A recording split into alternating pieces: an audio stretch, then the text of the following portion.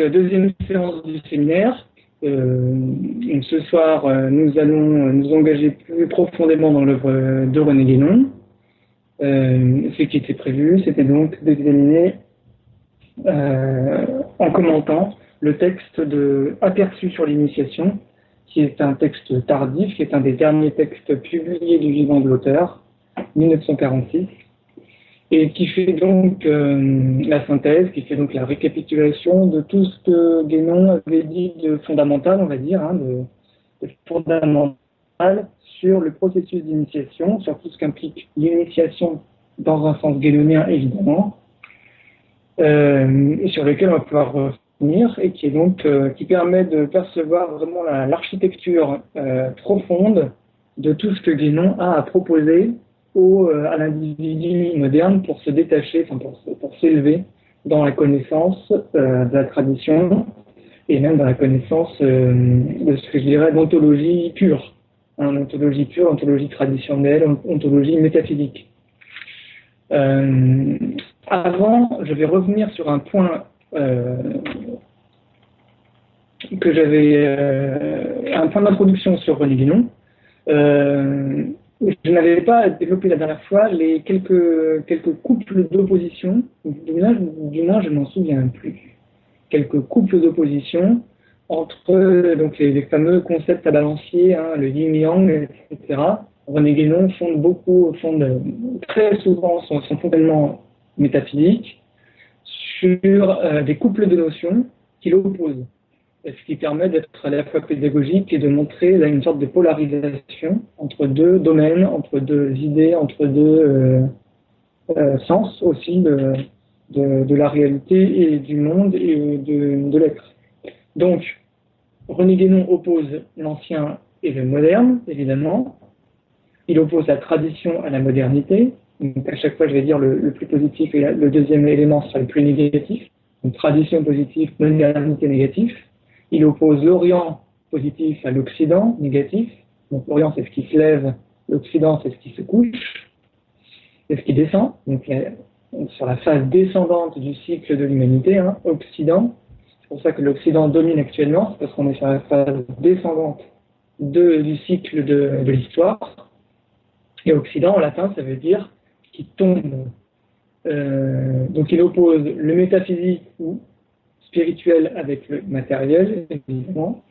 Il oppose la gnose qu'il associe à l'intellectualité pure avec la mystique, qui est pour lui, qui n'est pas complètement négative, mais qui est inférieure, qui est plus sentimentaliste et plus individuelle. Il oppose donc la métaphysique à la philosophie. La métaphysique, c'est la vraie science de l'esprit et de l'être, tandis que la philosophie, c'est un exercice verbal moderne de raisonnement et de rationalité restreinte. Il oppose l'universel au particulier, il oppose le sacré au profane, il oppose l'ésotérique ou intérieur à l'ésotérique ou extérieur, il oppose la connaissance métaphysique ou la science sacrée avec la morale. Donc la morale c'est inférieur, la morale c'est secondaire, voire c'est négatif. Parfois la morale envahit la connaissance. Lorsque la morale envahit la connaissance est pervertie ou est envahie, elle est rabaissée. Il oppose le principe à la manifestation, il oppose la qualité à la quantité, il oppose des possibilités supérieures à des possibilités inférieures. Donc les possibilités supérieures, c'est l'initiation, c'est l'intellectualité, c'est la science sacrée, c'est le symbolisme, c'est la notion de l'ordre. Et puis les possibilités inférieures, ce sont par exemple la sorcellerie, la divination, le spiritisme, mais aussi la sexualité, les pulsions charnelles, la sentimentalité, le psychisme et toutes les forces du désordre. Donc voilà un petit peu tout un ensemble d'oppositions qui permettent de bien saisir ce qui est important chez Guénon. Alors, appel sur l'initiation. Donc, on va prendre chapitre par chapitre, puisque en fait, dans cet ouvrage, René Guénon examine dans chaque chapitre, comme à son accoutumée, comme très souvent, des chapitres relativement courts, qui sont souvent tirés d'articles qu'il a publiés dans diverses revues, et qu'il a dans Aperçu sur l'initiation, il a repris ces articles et il les a parfois développés, parfois corrigés, pour définir sa position, son enseignement sur des points précis de la doctrine de l'initiation. Alors, son premier chapitre, c'est Initiation et mysticisme, et sur lequel il reviendra d'ailleurs dans Initiation et réalisation spirituelle, qui est un ouvrage posthume, qui était censé devenir un aperçu sur l'initiation 2, un tome 2 si vous voulez, et sur lequel on reviendra peut-être plus tard. Donc, cette opposition entre initiation et mysticisme. Alors, pourquoi René Guénon oppose-t-il l'initiation et la mystique? Alors, selon lui, l'initiation, qu'est-ce que c'est? C'est l'ascension vers une compréhension sacrée du réel, fournie par une société initiatique, donc par un rattachement à une société initiatique, au moyen d'un enseignement et de certains rites d'initiation. Voilà, donc voilà les éléments essentiels de l'initiation selon René Guénon. Et il oppose cette initiation au mysticisme, parce que dans le mysticisme, donc dans la mystique, eh bien, il y aurait une forme de passivité. Donc l'initiation est active, donc la démarche du candidat à l'initiation est une démarche active, une démarche d'assimilation de l'enseignement, une démarche d'ascèse éventuelle, de préparation à l'initiation, puis l'initiation elle-même. Donc l'initié est engagé dans un rite donc actif, un rite c'est toujours une activité, et il est guidé vers une réalisation spirituelle. Et donc cette réalisation spirituelle, c'est forcément une activité. Et il va opposer cette caractéristique active de l'initiation au mysticisme, à la mystique, qui est toute passivité selon lui, qui est quelque chose de beaucoup plus passif, et qui a d'ailleurs un objectif indéterminé. Quand on est mystique, on s'ouvre à des réalités ou à des possibilités supérieures que l'on contemple, ou que l'on laisse entrer en nous, que l'on essaye de comprendre, que l'on essaye qu'on accueille en fait de manière plutôt passive, qu'on accueille en fait de manière plutôt passive selon René Guénon, et sans avoir un objectif prédéterminé. Yes. On est en phase d'enregistrement de la conférence elle-même, il y aura les questions après. Voilà.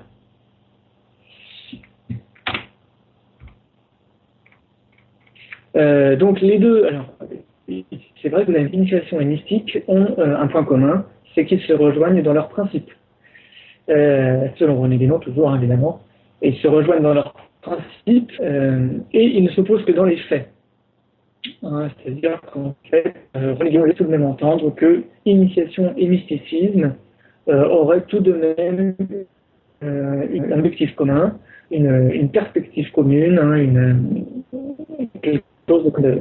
un centre commun. Donc tout de même, mais en fait on a l'impression qu'il y a une balance entre opposition et union mystique, mais ça va toujours le travailler tout au long de sa réflexion, même dans initiation et réalisation spirituelle, donc ouvrage sur le même sujet. Il va revenir sur cette opposition, il va la confirmer, mais comme je vous l'ai dit dans la première séance, selon moi, on trouve par exemple, quand vous voulez, la métaphysique orientale, un ouvrage de 1924, je crois, où il résume l'essentiel de sa doctrine qu'il va développer plus tard. Et bien dans cet ouvrage, René Guénon développe de nombreux thèmes qui sont des thèmes qu'on appelle des thèmes mystiques, proprement mystiques, comme l'infini, comme tout un ensemble de thèmes. Je vous renvoie à cet ouvrage que vous pouvez lire, qui est assez court. La métaphysique orientale, c'est même court, c'est un opuscule qui fait une très bonne introduction à René Guénon. Deuxième chapitre, magie contre mysticisme. Dans ce deuxième chapitre, René Guénon oppose la magie d'un côté et le mysticisme de l'autre. Alors, René Guénon sort de la magie son statut de science traditionnelle. la magie a été une science sacrée, traditionnelle, mais de l'ordre du phénoménal. Il dit d'ailleurs souvent aussi phénoménique, hein, c'est-à-dire de l'ordre du phénomène, voire de l'expérimental, c'est-à-dire, hein, évidemment, de l'ordre de la manifestation concrète, ou du phénomène sensible, ou de l'expérimentation physique, si vous voulez. Donc c'est une science qui est contingente, donc la magie est toujours soumise à des contingences physiques qui peuvent, dans le cadre de l'initiation, bloquer le passage à l'intuition purement spirituelle. C'est-à-dire que dans l'initiation, même initiation magique par exemple, si on envisage la possibilité d'une initiation magique, eh bien, s'en tenir à la magie pure serait se soumettre à des contingences qui peuvent empêcher l'exercice de l'intuition purement spirituelle, intuition pure, hein, ou qu'il appelle également intellectualité pure, qui est la faculté essentielle selon René Guénon. Hein. La faculté essentielle de l'être, c'est l'intellectualité pure. Donc la magie pourrait mal fonctionner avec cette intellectualité. Guénon ensuite explique que cette magie, elle est reléguée au dernier rang des arts traditionnels dans les civilisations orientales, et ces dernières ne l'exercent que dans la mesure où ils n'ont pas la faculté de s'élever dans l'échelle des sciences sacrées. C'est-à-dire que les magiciens, les mages, les gens qui pratiquent la magie, eh bien, en fait, sont ceux qui ont les plus petites facultés, les facultés les plus basses, les plus limitées, dans l'ordre de l'échelle, enfin dans l'échelle des sciences sacrées. C'est vraiment la science la plus inférieure. Et en outre, elle est dangereuse, évidemment, la magie elle est dangereuse, car celui qui s'y adonne sans connaissance ailleurs risque de rencontrer les forces du plan subtil, qu'on appelle aussi plan astral par exemple, dont la puissance le dépasse. Donc celui qui pratique la magie sans avoir été initié ou sans avoir de connaissances supérieures, eh bien, peut être confronté à des forces supérieures, justement du plan astral, qui vont le manipuler et qui peuvent le corrompre, qui peuvent le dominer, et donc qui peuvent pervertir sa science. Et d'ailleurs, Guénon signale que certains passages de la magie au mysticisme, et il reconnaît que le mysticisme est supérieur à la magie, donc il y aurait une sorte d'échelle, magie, mysticisme, initiation pure, mais il considère que magie et mysticisme sont tous les deux au niveau de phénomènes mentaux et sensitifs individuels, donc au niveau du psychisme ou au niveau du plan subtil, plan subtil qui est supérieur au plan de la matière, si vous voulez, ou du plan physique, du plan sensible, du plan des 5 sens, mais toujours à un plan du psychisme. Hein. Il le confond très souvent avec le plan psychique. Or, le plan psychique est un plan des possibilités inférieures. Alors, une petite citation pour synthétiser. Le mystique, presque toujours, est trop facilement dupe de son imagination, dont les productions, sans qu'il s'en doute, viennent souvent se mêler aux résultats réels de ses expériences, d'une façon inextricable. Pour cette raison, il ne faut pas exagérer l'importance des révélations des mystiques, ou du moins, on ne peut jamais les accepter sans contrôle. Ce qui fait tout l'intérêt de certaines visions, c'est qu'elles sont en accord sur de nombreux points avec les données traditionnelles, évidemment ignorées du mystique qui a eu ces visions. Mais ce serait une erreur, et même un renversement des rapports normaux, que de vouloir trouver là une confirmation de ces données, qui n'en ont d'ailleurs nullement besoin. Donc voilà, c'est un des passages que je voulais citer où il dévalorise, où il nuance l'apport du mystique, l'apport du mysticisme. À ce sujet, et à l'adresse notamment de nos auditeurs, de nos membres musulmans, moi j'ai remarqué que René Guénon ne mentionnait jamais le mysticisme musulman. Donc selon René Guénon, il y aurait un soufisme, c'est-à-dire une gnose musulmane, une gnose islamique, un ésotérisme islamique, mais il n'y aurait pas de mysticisme islamique. D'après ce que j'ai pu comprendre, c'est encore à voir, hein, il faudrait chercher dans tout le corpus guénonien s'il parle de mysticisme islamique, mais voilà. Alors qu'en réalité, évidemment, par exemple, ce qu'on appelle le soufisme, c'est considéré en Occident comme correspondant au mysticisme islamique, justement. Donc on en reparlera éventuellement après. Troisième chapitre, erreurs diverses sur l'initiation. Donc toujours au début de son ouvrage, puisque dans son ouvrage, il y a une cinquantaine de chapitres. Troisième chapitre, erreurs diverses sur l'initiation. Donc René Guénon essaie de dépoussiérer, de nettoyer, de faire le ménage dans toutes les conceptions qu'avaient les gens donc au milieu du XXe siècle sur l'initiation, sur l'ésotérisme, c'est-à-dire la capacité de s'élever à des conceptions supérieures de la spiritualité, de la connaissance du monde, de la cosmologie et de l'être, et également de s'en saisir, de se saisir des états supérieurs de l'être. Alors donc, dans ce chapitre, il oppose religion exotérique et initiation ésotérique, donc une des oppositions fondamentales de René Guénon. Donc il dit par exemple, la religion considère l'être uniquement dans l'état individuel humain et ne vise aucunement à l'en faire sortir, mais au contraire, à lui assurer les conditions les plus favorables dans cet état même, tandis que l'initiation a essentiellement but de dépasser les possibilités de cet état et de rendre effectivement possible le passage à l'état supérieur, et même finalement de conduire l'être au-delà de tout état conditionné quel qu'il soit.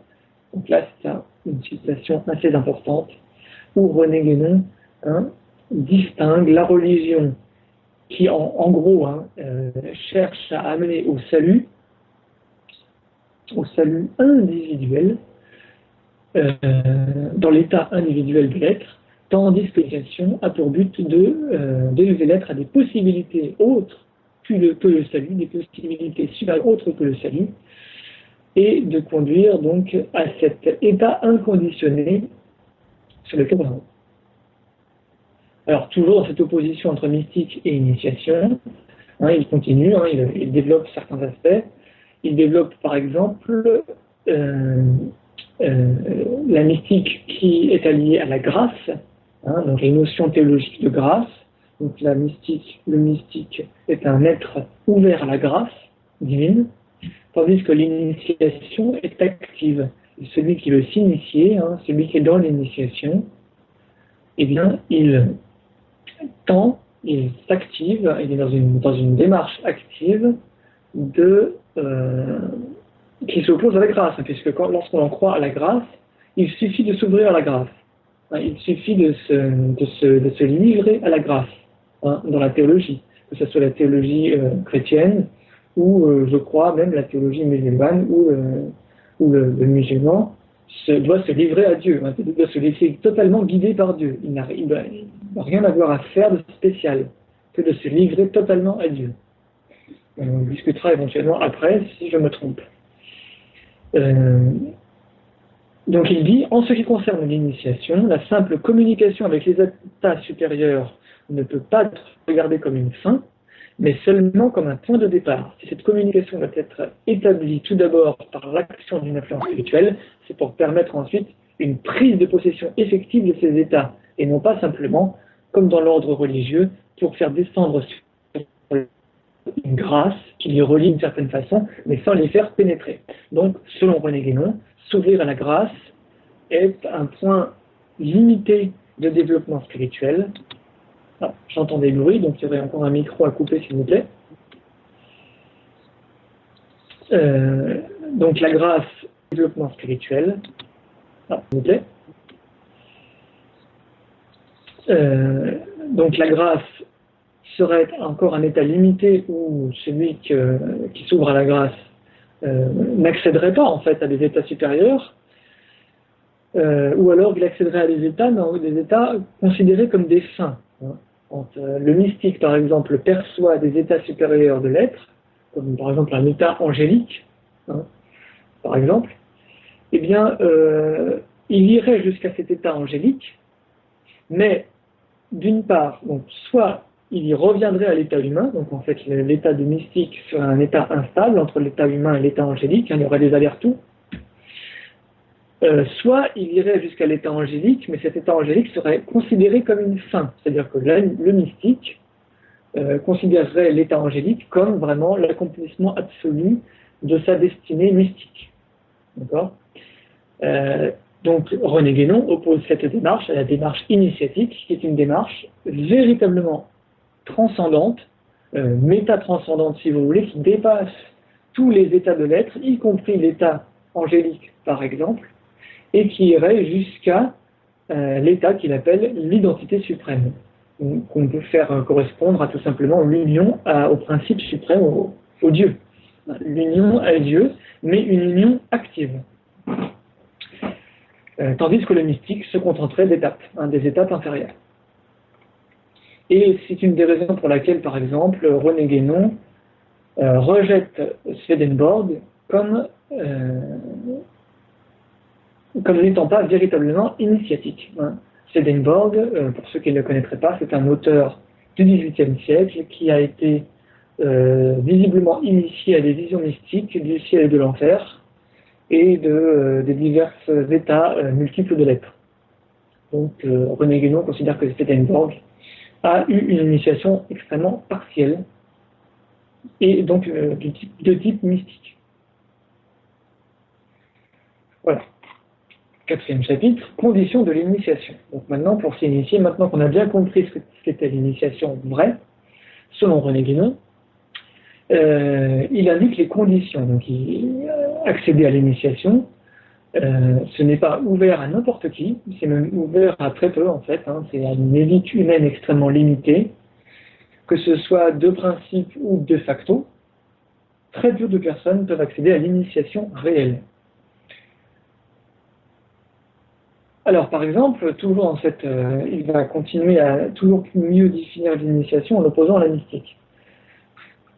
Il oppose donc la mystique à l'initiation en disant également que on ne peut pas distinguer le vrai et le faux mystique, par exemple. Parce que le mystique est quelqu'un d'incontrôlable et quelqu'un pour lequel on n'a pas de critères positifs, on n'a pas de critères viables, on n'a pas de critères fiables. Net pour distinguer le vrai et le faux mystique. Donc le mystique vrai, le mystique vrai, il voit vraiment des états supérieurs de l'être, et il est peut-être vraiment en communication avec eux, mais le faux mystique peut aussi avoir soit des communications avec des états inférieurs de l'être, des états subtils inférieurs de l'être, ou alors il peut faire semblant, c'est-à-dire que ça peut être un fou qui croit être en communication avec des états supérieurs de l'être, qui croit être en communication avec l'astral, mais en fait il ne l'est pas du tout, c'est simplement des états psychiques de folie, ou alors ça peut être aussi quelqu'un qui fait semblant, qui est un imposteur total, qui fait semblant de manière volontaire, de manière consciente. Et donc René Guénon, il nous dit que nous ne pouvons pas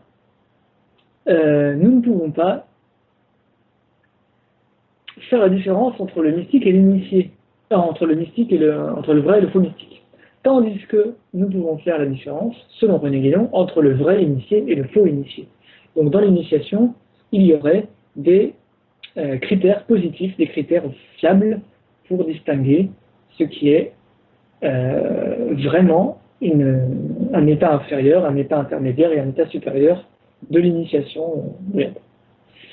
Alors, les trois moments d'initiation, la potentialité ou la qualification, donc premièrement qualification, deuxièmement la virtualité ou la transmission d'une influence spirituelle par une organisation traditionnelle, c'est-à-dire une organisation où l'on s'est transmis de maître à disciple, en quelque sorte, d'initiateur à initié, on s'est transmis une influence spirituelle effective. Donc, deuxièmement, transmission, et troisièmement, actualisation. C'est le travail intérieur qui mène à la délivrance une fois que l'initié a été le récipiendaire, a reçu cette influence spirituelle, il a en lui, elle doit être actualisée par lui par un travail personnel. Donc voilà la conception que se fait René Guénon de l'initiation selon la doctrine traditionnelle. 5e chapitre, la régularité initiatique. Donc là, il entre dans les modalités de des règles de l'initiation. Alors, l'initiation doit mener à ce qui correspond à la restauration de l'état primordial dans l'initié.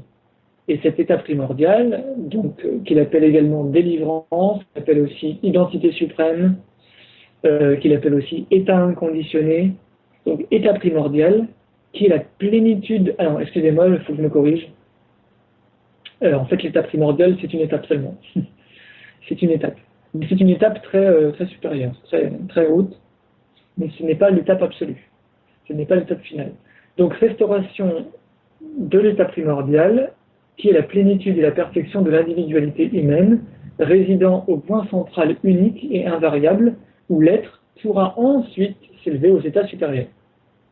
Donc, état primordial pour nous, hein, pour les gens du commun, pour les gens qui n'ont pas été initiés, enfin, a priori, qui n'ont pas été initiés selon les critères très idéalistes et très exigeants de René Guénon, eh bien, déjà, il faut arriver à l'état primordial, qui est déjà beaucoup, et ensuite, à partir de cet état primordial, on peut s'élever aux états supérieurs de l'être.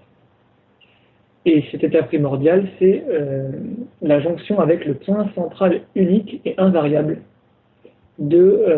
qui correspond en gros à la stabilisation de l'être dans un point de la doctrine traditionnelle, hein, dans une acquisition et dans une réalisation de la doctrine traditionnelle de base. Voilà, donc ça c'est l'état primordial, la condition première, on va dire. Ensuite, le passage par une organisation régulière est nécessaire. Donc il faut absolument se rattacher à une organisation traditionnelle, une organisation régulière. Et à ce sujet, on peut dire que René Guénon donc, est quelqu'un qui est extrêmement légaliste. Il faut s'affilier à une organisation traditionnelle qui correspond à certains critères. Alors, j'introduis ici un commentaire personnel, on peut dire, un commentaire personnel, mais qui cherche à correspondre à la doctrine traditionnelle, puisque Guénon nous pose une question qui peut faire problème. Ce légalisme absolu, par lequel Guénon nous impose l'idée qu'il faut se rattacher à une organisation traditionnelle. Par exemple, dans le domaine religieux, il faut, quand on est chrétien, se rattacher à l'Église catholique, par exemple. L'Église catholique ou rien. C'est-à-dire que si vous êtes chrétien, vous êtes catholique. Si vous n'êtes pas catholique, vous n'êtes rien. Or, on peut poser l'hypothèse que si l'Église catholique n'est pas satisfaisante, il faut donc oublier le christianisme. Puisque, en dehors de l'Église catholique, il n'y a pas de vrai christianisme. Donc, hypothèse, puisqu'il faut raisonner de manière très claire. Aujourd'hui, du coup, de fait, par conséquent, aujourd'hui, Guénon, qui n'était d'ailleurs pas catholique, du coup, qui avait abandonné le catholicisme dans sa démarche, ne serait ni catholique, mais probablement il ne serait peut-être pas musulman non plus, puisque l'islam, tel qu'on le connaît du moins en France, ou tel qu'on le connaît dans beaucoup de pays, eh bien, c'est également dégradé. Puisque si on peut considérer que l'Église catholique s'est dégradée avec Vatican II, l'islam est également en situation aujourd'hui de se dégrader au niveau de sa qualité spirituelle et au niveau des possibilités initiatiques. Donc, ce qu'on peut dire, c'est que selon moi, René Guénon a un ultra-légalisme qui est très difficile à appliquer. Aujourd'hui, finalement, quelle organisation traditionnelle correspondrait aux critères très exigeants de René Guénon? Je crois qu'aucune organisation traditionnelle ne correspond aux critères de René Guénon. Il est extrêmement difficile d'en trouver une. C'est-à-dire qu'il y a à la fois une filiation infaillible qui permet aux gens de trouver l'état primordial et les états supérieurs de l'être, où il y ait des rites valides et qui correspondent à leur tradition primordiale. Puisque une organisation traditionnelle doit être valide au niveau de sa cohérence avec sa tradition pure, sa tradition primordiale, évidemment. Donc là, ça pose problème. Ça pose problème, c'est-à-dire de la faisabilité, comme on dit aujourd'hui, de la faisabilité de ce légalisme. Donc on peut revenir sur ce point lors des questions. je continue et je reviens au texte de Guénon. Donc René Guénon soutient l'idée que n'est pas initié qui veut. Donc par exemple, lire des livres ou même des textes sacrés ou même des textes initiatiques est insuffisant pour se déclarer initié. Donc idée importante, on ne peut pas s'initier soi-même, il faut passer par la formalité d'une organisation traditionnelle comme je le disais. Et d'ailleurs, autre commentaire, donc je ferai plusieurs fois comme ça des incises, puisqu'il faut tout de même commenter l'œuvre de Guénon et savoir repérer là où ça pose problème, c'est que René Guénon ne fait jamais intervenir la divinité dans le processus initiatique. C'est-à-dire que l'initiation n'est pas un processus dans lequel l'initié aurait un rapport à voir avec Dieu, hein, avec la divinité. Et donc d'ailleurs, René Guénon ne la mentionne jamais. D'ailleurs, petite digression très courte, anecdotique, René Guénon, lors de sa mort, aurait probablement dit, selon tous ceux qui ont rapporté cet épisode, il aurait fini par un dhikr, hein, dhikr, c'est-à-dire l'incantation hein, du nom de Dieu en arabe, hein, Allah, Allah.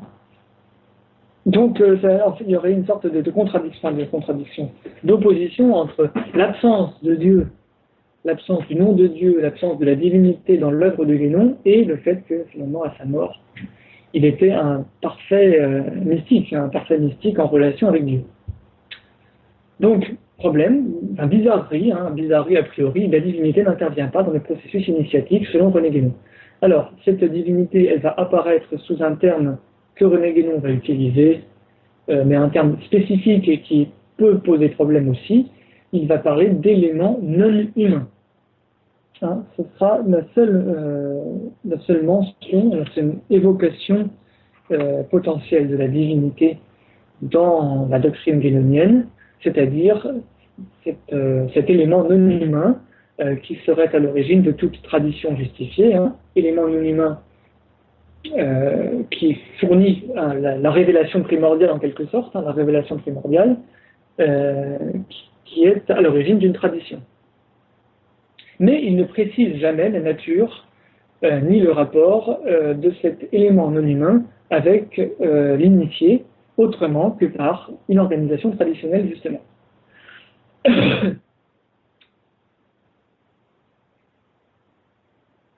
Alors, on continue. Donc, citation de René Guénon, par exemple, à propos de cette filiation à l'organisation traditionnelle. À défaut de filiation régulière, la transmission de l'influence spirituelle est impossible et inexistante. Voilà. Donc ça, c'est très net. Hein. C'est-à-dire qu'on ne peut pas être initié, c'est-à-dire en recevant une influence spirituelle réelle, lorsqu'il n'y a pas de filiation régulière. Donc on ne peut pas se rattacher en réalité, on ne peut se rattacher en réalité qu'à quelque chose qui a une existence actuelle. Et encore faut-il pour cela, comme nous le disions en ce qui concerne les individus, être accepté par les représentants autorisés de la tradition à laquelle on se réfère. De telle sorte qu'une organisation apparemment nouvelle ne pourra être légitime que si elle est comme un prolongement d'une organisation préexistante, de façon à maintenir sans aucune interruption la continuité de cette chaîne initiatique. Donc, nécessité, fin de citation, hein, nécessité de cette chaîne initiatique où l'on se transmet l'influence spirituelle de manière infaillible, de manière totalement continue, sans rupture. Et donc, lorsque René Guénon envisage la vérification de cette régularité traditionnelle, hein, du fait que l'organisation traditionnelle est bien dans les règles de cette transmission de l'influence spirituelle, il dit si la conservation et la transmission de l'influence spirituelle dans l'organisation considérée dépositaire n'étaient pas conservées, il en résulterait une véritable rupture avec la tradition qui ferait perdre à cette organisation sa régularité. Voilà. Et ça, donc, commentaire de ma part, très humble et très un peu dubitatif, mais tout de même de bon sens, il me semble, qui peut vérifier? Qui va vérifier cette régularité? C'est-à-dire que si, par exemple, quelqu'un veut être initié, il veut se rattacher à une organisation traditionnelle. Mais donc, comme le dit Guénon lui-même, il faut absolument vérifier la régularité de cette organisation traditionnelle. Sinon, ce n'est pas une vraie initiation. Donc, celui qui veut s'initier va vérifier cette régularité. Mais s'il vérifie cette régularité et que telle organisation à laquelle il voulait s'initier, dans laquelle il voulait s'initier, elle n'est pas régulière, il constate qu'elle n'est pas régulière, qu'est-ce qu'il va faire du coup? Qu'est-ce qu'il peut faire? Et c'est là quand on se rabat sur la vie de René Guénon, qu'est-ce qu'on constate? Eh bien, qu'effectivement, c'est ce qui s'est passé avec lui. Hein. Il était en Occident, il était en France, il était franc-maçon, il a été initié au martinisme, enfin, à l'ordre martiniste papusien de l'époque. Il a été initié à l'église gnostique, et puis à d'autres encore, enfin, probablement d'autres sociétés initiatiques. Et évidemment, il était catholique, il était considéré comme catholique hein, jusque dans les années 30 où il est parti en Égypte. Et donc justement, il a quitté le catholicisme et il a quitté les organisations avec lesquelles il était en relation en France pour s'installer au Caire, où il est resté en relation évidemment avec le soufisme, hein, donc là il est devenu un soufi musulman, et en revanche il est resté en relation avec la franc-maçonnerie. Hein, donc ça c'est tous les gens, enfin s'il y a des gens qui prétendait que René Guénon n'avait plus de rapport avec la franc-maçonnerie, c'est faux. Hein, René Guénon a continué à avoir des rapports avec la franc-maçonnerie traditionnelle, qu'il considérait comme une société initiatique encore valide, du moins dans certaines loges. Donc moi, comme je ne suis pas franc-maçon, je ne peux pas encore vous dire quelle loge serait valide ou pas, enfin, René Guénon, en tout cas, le considérait. Donc, on constate que René Guénon lui-même eh bien, est parti des organisations ou d'un milieu, le milieu français, hein, la France, où il considérait visiblement qu'il n'y avait pas d'organisation initiatique régulière. Hein, c'est pour ça qu'il est parti au Caire. Mais René Guénon avait été initié au soufisme entre 1910 et 1912. Donc en fait, il avait été initié en France, simplement pour accomplir son soufisme, son initiation soufie. Il a voulu partir au Caire, hein, visiblement, pour réaliser, pour actualiser cette initiation. Et pour vivre en musulman de manière correspondante à son soufisme, à son initiation soufie. Voilà, donc on y reviendra éventuellement. Alors là, il y a encore d'autres chapitres, évidemment, on est qu'au 6e chapitre. Hein. Je ne sais pas si on fait une pause tout de suite. Bon, je vais juste parler du chapitre 6 de manière très courte, hein, puisque je ne vais pas parler de manière développée au sujet de chaque chapitre. Là, au chapitre 6, donc aperçu sur l'initiation toujours, René Guénon fait une réfutation du syncrétisme. Donc syncrétisme qui est un danger, évidemment, hein, le 19e siècle et la première moitié du 20e siècle, enfin, le milieu du 20e siècle, jusqu'au milieu du 20e siècle, c'était une période où on s'est beaucoup intéressé aux traditions, aux initiations, à l'ésotérisme, de manière totalement échevelée, hein, Rose-Croix, Kabbale, Église gnostique, martinisme, etc. Les sociétés initiatiques allaient dans tous les sens, et les sociétés théosophiques aussi, le théosophisme, le spiritisme, etc. C'était une période où toutes ces sociétés initiatiques se développaient, et notamment certaines développaient un certain syncrétisme, c'est-à-dire qu'elles recueillaient des éléments traditionnels de diverses traditions orientales notamment, hein, par exemple des traditions chinoises, des traditions indiennes, des traditions, je ne sais pas, perses, des traditions chrétiennes, des traditions musulmanes, quelles qu'elles soient, et il développait un rite initiatique correspondant à ces différents éléments traditionnels recueillis dans des traditions distinctes.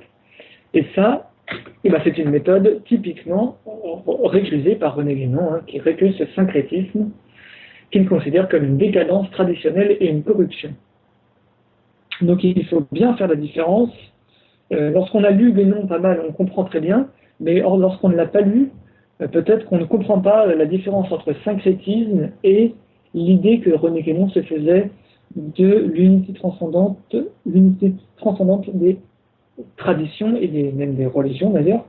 C'est-à-dire que toutes les traditions sont rattachées à la tradition primordiale, qui est donc unie, qui est donc leur unité primordiale, mais lorsque nous prenons les traditions dans leurs applications soit initiatiques, soit religieuses, eh bien, il ne faut absolument pas les...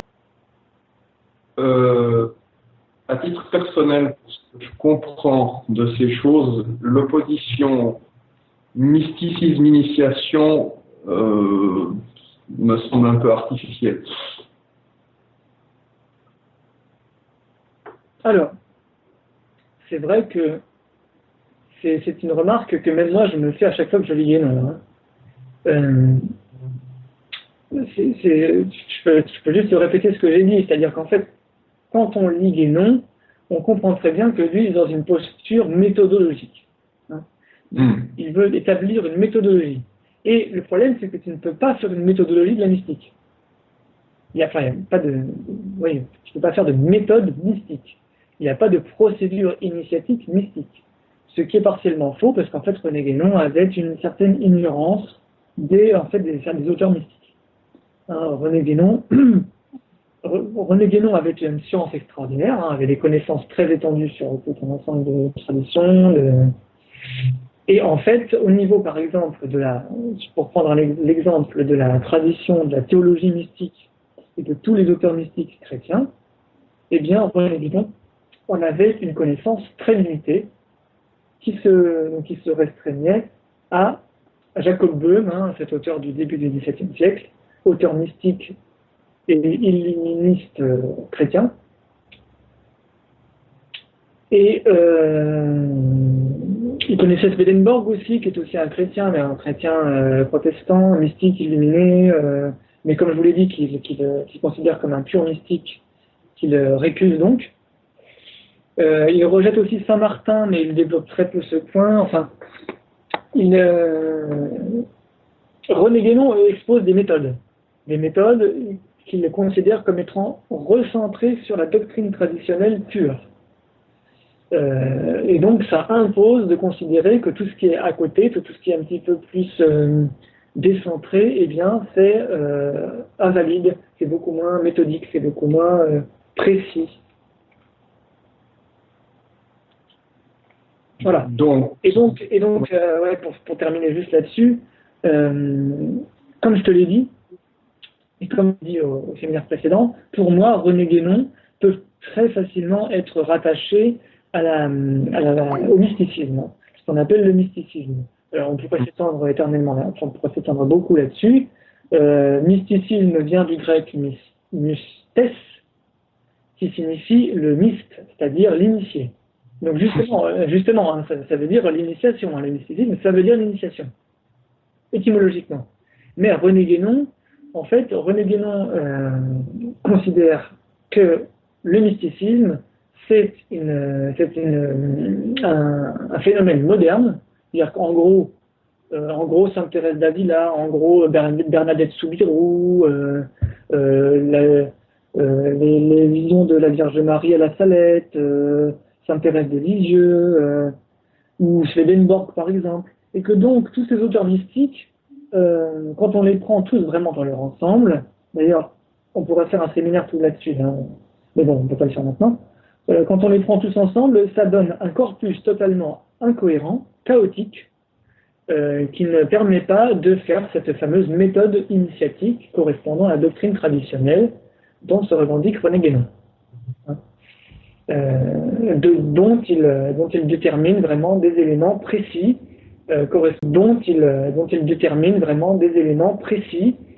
correspondant à des éléments communs à plusieurs traditions et concordants. Alors, l'initiation se fait en considérant que l'initiation est porteuse d'une gnose. Le mystique, lui, se contente de la contemplation pour atteindre le salut. Voilà, donc c'est un bon résumé Enfin, c'est un des résumés de la manière dont on peut définir la conception que se fait Guénon de l'initiation. Donc l'initiation, c'est la gnose, la mystique, c'est plutôt pour atteindre le salut en s'ouvrant à la grâce. Hein. Donc en fait, c'est deux postures différentes. Et d'ailleurs, on pourrait considérer que, enfin, on peut facilement associer ça à la posture masculine et la posture féminine. Hein. Masculin, c'est l'initiation active, d'où le côté Evola, hein, d'où le côté Evola, Guénon Evola, c'est-à-dire Evola, l'actif. L'actif, Kshatriya. L'actif qui veut reprendre les rênes, hein, chevaucher le tigre. Tandis que la mystique, c'est s'ouvrir à la divinité, c'est plutôt passif, c'est l'acceptation. Hein, c'est Marie qui accepte Marie extrêmement favorisée, Marie pleine de grâce, Marie qui accepte sa mission de génitrice du Verbe incarné, de génitrice du Fils, du Messie, du Christ. Donc voilà, Marie c'est la mystique si tu veux. Alors que l'initiation, c'est plutôt, par exemple, le Christ qui fournit un enseignement à ses apôtres de manière initiatique. Enseignement ésotérique sur lequel vont insister les évangiles gnostiques, notamment l'évangile de Thomas. On ne peut pas insister là-dessus. Ah oui, alors, donc vas-y Florian, explique-nous. Oui, parce que Jupiter, en fait, ça correspondrait au voyage, même au sens métaphorique, au mouvement perpétuel, qui inclurait quand même une certaine règle, une certaine discipline et aussi une part de socialisation active. Alors que Neptune, c'est vraiment la passivité. Ça peut ouvrir le champ à des perceptions extrêmement grandes, mais qui, comme tu l'as dit dans ton exposé, le plus souvent sont très très peu maîtrisées et dont on cherche le plus souvent à prouver, la véritable utilité, je dirais, et la véritable cohérence par-dessus tout.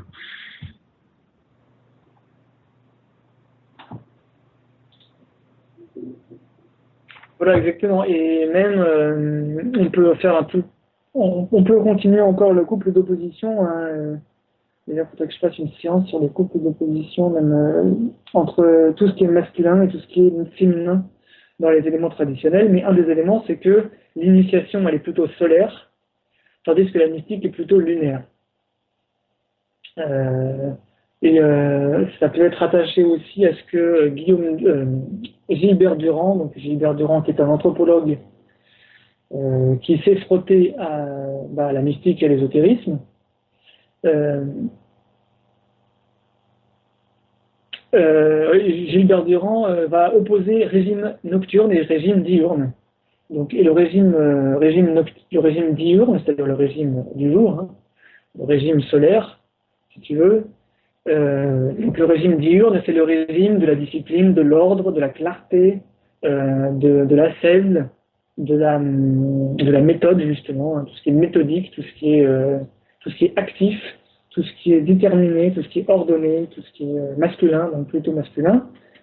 Tandis que tout ce qui est beau aussi, tout ce qui est apollinien, hein, tout ce qui est beau, tandis que la mystique serait de l'ordre de tout ce qui est beaucoup plus chaotique, donc lunaire, hein, donc lunatique, lunaire, lunatique, variable, chaotique, tout ce qui est beaucoup plus brumeux, tout ce qui est dans les brumes, donc beaucoup moins discernable, difficile à discerner, tout ce qui est variable, hein, comme les lunaisons. Comme on dit que les femmes sont lunatiques, hein, les femmes sont soumises aux lunaisons, sont soumises à des règles voilà, qui varient, qui leur font varier selon la doctrine traditionnelle du principe féminin. Et donc voilà. Alors, Link. Vas-y. Ouais, on m'entend bien là ou pas? Oui. Il y a une distinction importante à faire tout de même chez Guénon, c'est que la voie initiatique est inconciliable avec la voie mystique. Et c'est très important de faire cette distinction parce que à t'entendre durant l'exposé, on pourrait croire que la mystique serait une voie d'initiation passive. Or, chez Guénon, il est très clair là-dessus, dans Aperçu sur l'initiation, il dit clairement que la mystique a un élément de passivité qui fait que l'initié ne peut pas contrôler ce qu'il reçoit. Et le problème étant que, par exemple, les cas de médium, de voyeurie, les médiums, tous ceux qui sont dans une posture de passivité peuvent très bien, en fait, vu qu'il y a une absence de cadre, être influencés par des forces mauvaises. Et c'est là le grand problème de la mystique chez les chrétiens. C'est qu'il y a toujours l'élément exotérique qui est intrinsèquement lié, si tu veux, au phénomène mystique. Et c'est en cela que Guénon ne s'est pas intéressé aux penseurs mystiques que tu citais, par exemple, Saint Claude de Saint-Martin, etc. C'était des penseurs mystiques, mais qui ne s'intéressaient pas en fait à la mystique, mais à ce qu'on appelle généralement le mystique, c'est-à-dire la voie initiatique ou gnostique présente dans le christianisme. Et si tu fais pas la distinction entre voie initiatique ou le mystique et la voie mystique passive, tu risques de tomber dans une confusion, parce que Guénon, je ne pense pas qu'il t'aura accordé en fait de dire que la mystique soit une voie initiatique, par exemple. Il aurait dit que c'est déjà une forme décadente du fait que l'élément exotérique est encore trop présent, si tu veux. Merci pour ton intervention. Alors, ça recoupe ce que j'ai dit. Hein. Dans Aperçu sur l'initiation, René Guénon repose toute sa conception de l'initiation sur son opposition à la mystique, tout en reconnaissant des points communs qui sont fondamentaux. Hein. Dans plusieurs phrases, il reconnaît qu'en fait, l'initiation et la mystique, dans certains cas, peuvent n'être différents que dans les faits. C'est-à-dire que dans la manière dont l'initié va s'initier et que dans la manière dont le mystique va s'unir à Dieu, pour parler globalement. Hein. Mais en gros, c'est ça. Maintenant, René Guénon, effectivement, il part du principe qu'effectivement, il faut une méthode. Donc, il faut une méthode active. Donc, seul celui qui s'initie adopte une posture active, qui maîtrise tout ce qu'il fait, qui maîtrise tous les états par lesquels il passe, tandis que le mystique ne fait que s'ouvrir, il ne fait qu'accepter les influences. Alors, tout de même, un gros bémol à ce que tu as dit, puisque tu as mélangé, tu as fait une confusion que Guénon ne ferait pas tout de même, c'est-à-dire la confusion entre la mystique et les spirites, par exemple, les médiums. Je ne crois pas que Guénon fasse la confusion ou l'association entre les médiums et les mystiques. Les médiums, ce sont des gens qui développent des capacités du plan subtil, soit selon des sciences sacrées comme la magie ou comme la magie, mais des sciences inférieures, soit des non-initiés. Donc des non-initiés qui cherchent par la théologie, par exemple, à se mettre en relation par des diverses magies, à se mettre en relation avec des plans supérieurs, sans être initiés. Évidemment, s'ils ne sont pas initiés, c'est extrêmement dangereux, puisqu'ils peuvent être soumis à des influences complètement maléfiques, ou totalement incontrôlables. Donc là, c'est là que se situe le problème. Mais René Guénon, ce n'est pas en évoquant les médiums qu'il réfute les mystiques. Ah oui, bien sûr. Hein, donc là-dessus. Mais par contre, ce qui est vrai, c'est qu'il associe toujours le mysticisme à un exotérisme. Alors, donc là-dessus, c'est là-dessus où je m'éloignerai un petit peu de René Guénon et où moi, personnellement, je prétends, du moins jusqu'à ce qu'on m'explique éventuellement, mais je prétends le compléter. C'est-à-dire que, déjà, je contextualise, René Guénon, il se situe à une époque où il y a eu beaucoup de mystique, il y a eu beaucoup d'ésotérisme entre le 19e et le début du 20e siècle. Hein. C'est l'époque d'Eliphas Lévi, c'est l'époque de toutes les sociétés initiatiques dont j'ai parlé, c'est l'époque des mystiques, d'Etsubiru, Sainte-Thérèse de Lisieux, les visions de Fatima en 1919, je crois, 1917, je ne sais plus. Voilà. Et donc, René Guénon, son objectif principal, c'est de faire le ménage. Il veut faire le ménage et il veut donner des repères traditionnels fiables, bien vérifiés, bien méthodiques. Et donc là, dans cette perspective de refonder des méthodes fiables et traditionnelles, qu'il va recentrer les choses sur une distinction entre mystique et ésotérisme ou initiation. Mais en réalité, on pourrait très bien démontrer que la mystique est une forme d'initiation et que de la même manière, par exemple l'initiation soufie, hein, imaginons que René Guénon soit là. Lui, il s'est bien initié, la plus grande initiation qu'il a eue dans sa vie, c'est bien le soufisme. Hein. C'est bien l'initiation à laquelle il s'est rattaché le plus en partant au Caire et en vivant en musulman soufi. Le soufisme, c'est pas l'exotérisme, c'est pas l'exotérisme musulman? Bien sûr que si. Bien sûr que si. Le soufisme, c'est typiquement un mysticisme rattaché à l'exotérisme musulman, islamique. Donc, sa distinction, elle ne marche plus sur ce côté-là. Hein, elle est très clairement à relativiser quand on connaît bien le mysticisme et quand on connaît bien l'ésotérisme. Alors, attention, je ne dis pas que n'importe qui peut arriver, il peut dire Guénon, il dit n'importe quoi. Non, non, non, il faut bien connaître les choses. Il est évident qu'il faut être quelqu'un d'extrêmement... déjà, il faut bien connaître Guénon, il faut bien connaître les mystiques aussi pour pouvoir réfléchir et puis un petit peu dépasser les distinctions schématiques de René Guénon. Mais je reconnais à ces distinctions, comme je vous l'ai dit, le caractère de méthode un peu plus clair. Donc, il y aura quand même des choses à remettre en cause chez René Guénon, hein, au niveau de ces distinctions très schématiques.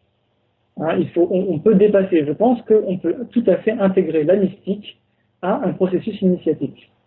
Et c'est d'ailleurs peut-être ça qui permettrait de refonder un ésotérisme chrétien. Hein, c'est d'ailleurs ce que fait l'abbé Henri Stéphane, dans son introduction à l'ésotérisme chrétien, qui est son unique ouvrage, hein, et cet abbé Henri Stéphane était mystique, était guénonien, était théologien, et était également mathématicien d'ailleurs. Voilà. Je reprends juste 2-3 points très rapidement. Le problème, c'est que Guénon ne dit jamais évidemment que la mystique et les phénomènes de médium sont les mêmes choses. Et ce qu'il dit par contre, c'est que la mystique peut, dans sa forme dégénérée, amener au phénomène de médium et toutes ces instances du psychisme inférieur. Ça par contre, il le précise, c'est que le fait que, en fait, la mystique porte en germe, après, libre à chacun de le développer ou non. Tu peux regarder une posture, on va dire, pure, et tendre vers ce que tu essaies de développer, une sorte de mysticisme chrétien qui serait initiatique, mais tu peux aussi très bien tomber dans ce qu'il y a de plus bas. Enfin, c'était juste sur ce point que je précisais pour le phénomène de médium. Sinon, pour le soufisme, il ne me semble pas qu'il soit question de mysticisme et d'exotérisme. Il est plus question de système initiatique et d'exotérisme. Il y a bien un mysticisme musulman parce que le phénomène religieux est présent dans l'islam. Mais de là à dire que les systèmes initiatiques soufistes sont d'essence mystique, je mettrais un bémol. Je ne sais pas, mais il me semble pas avoir lu ça. Après, je ne sais pas. Je ne fais pas partie de confréries ou de systèmes qui seraient basés sur le soufisme. Et dernier point, est-ce que tu penses pas que si tu en viens à développer une sorte de mysticisme chrétien initiatique, d'une certaine façon, puisque tu intègres une certaine méthodologie, tu entres dans une approche active en fait de l'initiation. Du coup, si tu parles de mystique, enfin, pour moi, tu entretiens une confusion, puisque c'est plus de la mystique s'il y a une méthodologie à suivre, s'il y a une méthodologie, un système initiatique, des lois, des règles à suivre. Tu n'es plus dans une posture purement passive en fait. Donc tu sors de la mystique. Alors, ma bonne remarque, c'est justement cette conception de la mystique qui est fausse, ou alors qui est soit fausse, soit dangereuse comme tu le dis, c'est-à-dire qu'effectivement la mystique qui est uniquement ouverture à des influences supérieures, évidemment que ça peut tomber dans la médiumnité corrompue, et dans le spiritisme, etc., l'occultisme. Donc évidemment. Donc, pour moi, il est évident qu'il faut refonder un ésotérisme, un mysticisme initiatique qui n'est plus du tout dans la passivité, mais qui retrouve des procédures, des processus d'initiation, des processus d'initiation mystique, mais qui n'est plus le mysticisme que critique René Guénon. Le mysticisme que critique René Guénon, c'est un mysticisme, comme je te l'ai dit, qu'il définit lui-même, hein, c'est quand même lui qui dit que c'est passif. Le mysticisme, on peut considérer que c'est pas forcément passif. Et d'ailleurs, dans Initiation et réalisation spirituelle, il revient là-dessus parce qu'il sait très bien que sa position est quand même à relativiser. Par exemple, il est amené à réfléchir sur ascétisme et mysticisme. Et on lui dit, parce qu'on lui a sûrement dit, oui, mais il y a des mystiques ascètes, hein, qui font de l'ascétisme, c'est-à-dire qui sont dans une posture, dans une démarche, tout de même, qui réclament de l'effort, qui réclament de l'activité. Et il va quand même trouver une manière de dire que oui, mais c'est dans le cadre de l'exotérisme, c'est dans le cadre du salut, donc il va associer l'ascétisme à l'acquisition du salut. Mais ça peut marcher pour certaines, ça peut être une analyse valable pour certains cas, mais ce n'est pas une analyse valable pour le pur mysticisme chrétien que je prétends déjà étudier. Et puis que dans mon ouvrage, par ailleurs, je développe notamment à partir de la notion de mystérion dans le texte sacré du christianisme, c'est-à-dire le Nouveau Testament. Il y a bien la notion de mystérion, donc de mystère, donc de quelque chose auquel il faut s'initier, donc de mysticisme. Et ça, il y a bien quelque chose qui est comme ça au départ, et donc ça, il faut le refonder. En fait, René Guénon, il s'attaque au mysticisme dégradé, au mysticisme tel qu'il est devenu dans le sens moderne, dans le sens des grands mystiques, oui, des gens qui sont un petit peu, qui sont échevelés, qui s'ouvrent à des influences divines de manière complètement chaotique, qui ont avec des phénomènes très bizarres de lévitation, ou de je sais pas quoi, voilà, des gens qui sont dans le phénoménique. Donc effectivement, ça, le mystique dans ce sens-là, ou le mystique dans le sens où qui soutient qu'il faut abandonner la raison, qu'il faut tout abandonner pour se livrer à Dieu, sans autre méthode, oui. Mais René Guénon, il condamne cette conception-là de la mystique. Mais c'est à dépasser. Mm-hmm. Alors, ah oui, et puis tu as parlé du soufisme. Qu'est-ce que tu as dit? Oui, je vais revenir là-dessus aussi. Ça rejoint de toute façon l'explication que tu viens de donner, c'est qu'il y a bien l'exotérisme dans le soufisme, enfin dans l'islam, est très ancré en fait, est très marqué de l'élément ésotérique dans l'impensé en fait de la pratique culturelle musulmane. Ah ben voilà, oui. Le soufisme, alors oui, voilà, c'est ce que je voulais te dire. Tu prends le dictionnaire le plus sérieux de la langue française qui existe actuellement, il est sur Internet, tu fais ATILS, hein. C'est le trésor de la langue française informatisée, où tu as les plus grands universitaires, les psychologues d'aujourd'hui, qui définissent tous les mots, hein, et qui mettent à jour. Et donc j'ai trouvé soufisme, définition, ascétisme mystique de l'islam. Voilà. Et comme citation, tu as Barès qui dit de là cette indéfinissable poésie du soufisme qui est, selon l'homme et selon l'heure, tantôt effusion d'une pitié suprême dont l'orthodoxie n'a pas à s'effaroucher, tantôt l'effort téméraire de l'homme de s'identifier avec Dieu en s'annihilant en lui. Je rappelle d'ailleurs que Maurice Barès était initié au martinisme. Donc il pouvait en avoir une idée même vague, même extérieure. Donc le soufisme, c'est le mysticisme de l'islam, hein, on peut le définir comme ça. Guénon, il fait très bien la nuance aussi. Il dit que quand il parle du mysticisme, il ne parle pas du mystique dans le sens originel voilà. De la façon dont on employait les Grecs.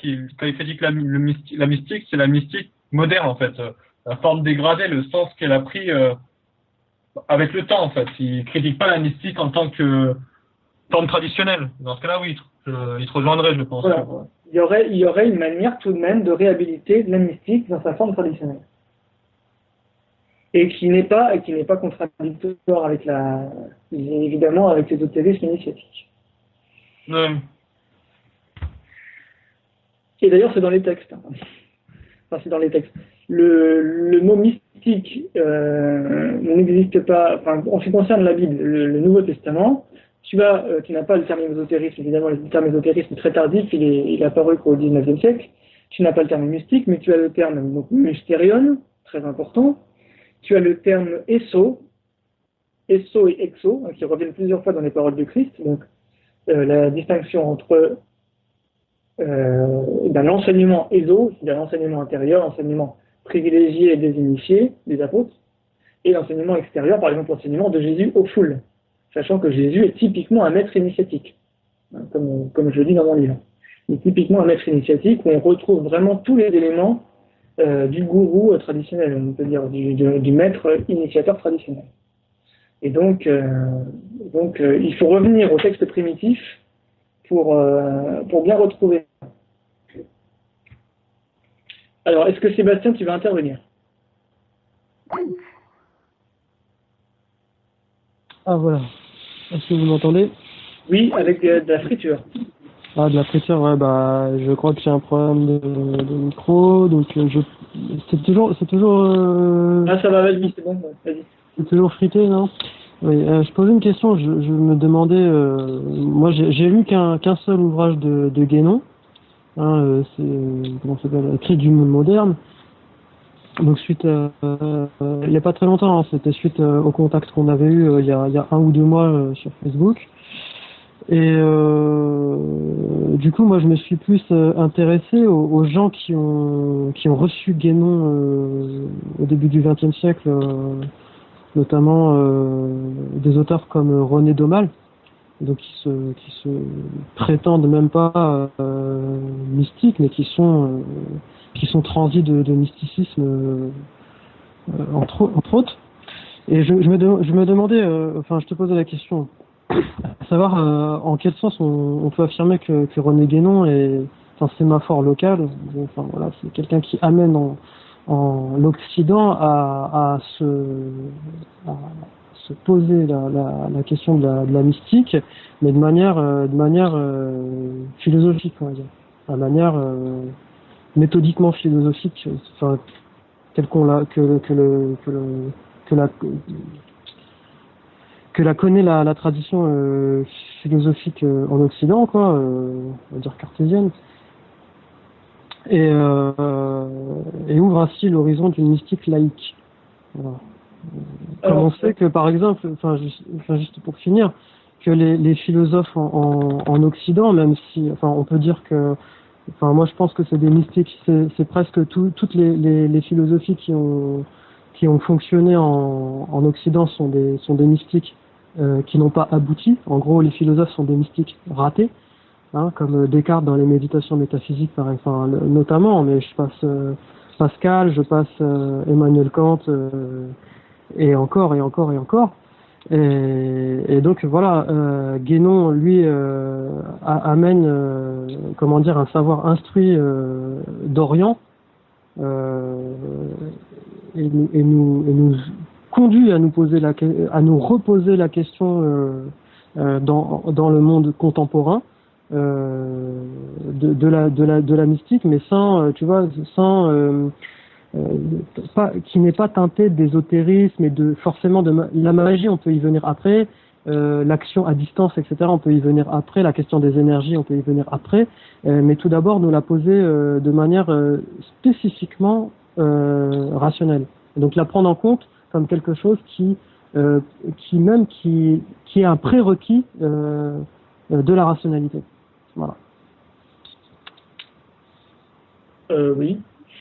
Globalement, oui, sauf sur la notion de laïque, puisque René Guénon n'utilise pas du tout cette notion de laïcité, hein, qui est une notion qu'on peut rattacher au profane, ce qu'on appelle le profane, et René Guénon dit que tout ce qui est profane est en fait tout ce qui a été progressivement rejeté de la tradition.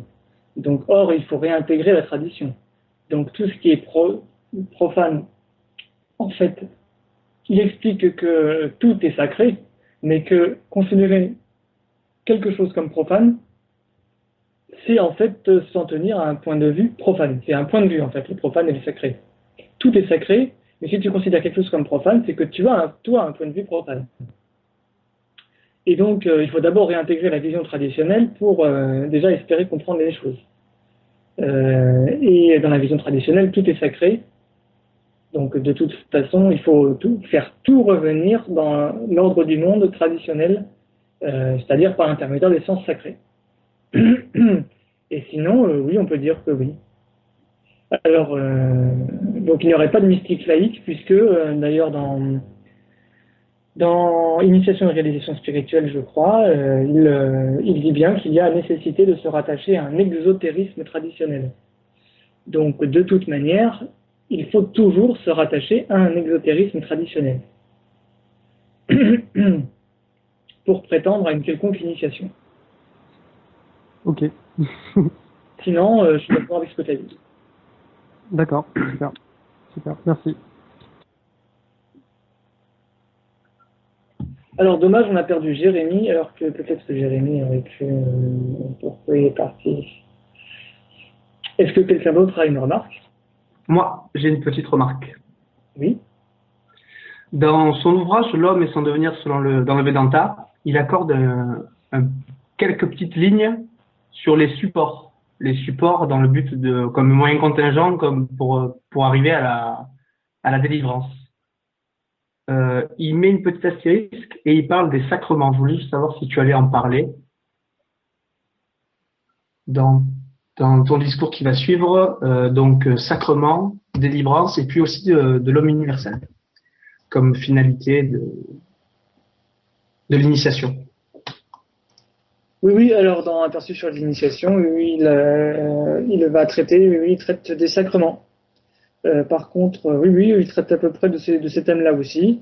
En fait, dans L'homme et son devenir selon le Vedanta, il développe toute l'ontologie védantine, hein, il explique tout en détail.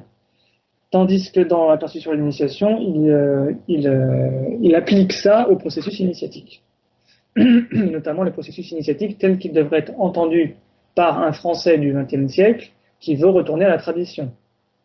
Donc il va utiliser les notions védantines, mais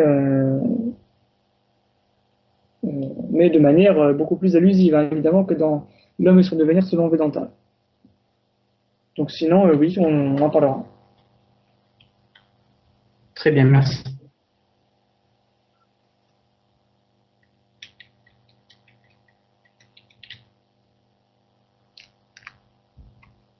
Est-ce qu'il y a d'autres questions? Alors oui, pour revenir sur ce qu'a dit Sébastien dans le chat, mistein égale fermé en grec, il me semble. Je connaissais pas ce verbe. Je connais le verbe muein, qui veut dire muein. Ah oui, c'est pas mistein, c'est muein que tu voulais peut-être dire. Qui veut dire fermer la bouche. Et qui a vraisemblablement donné mutos, et qui a donné muet, donc le mutisme. Donc en fait, le mystère et le mythe aussi seraient des manières de cacher, de taire quelque chose en même temps que de le révéler.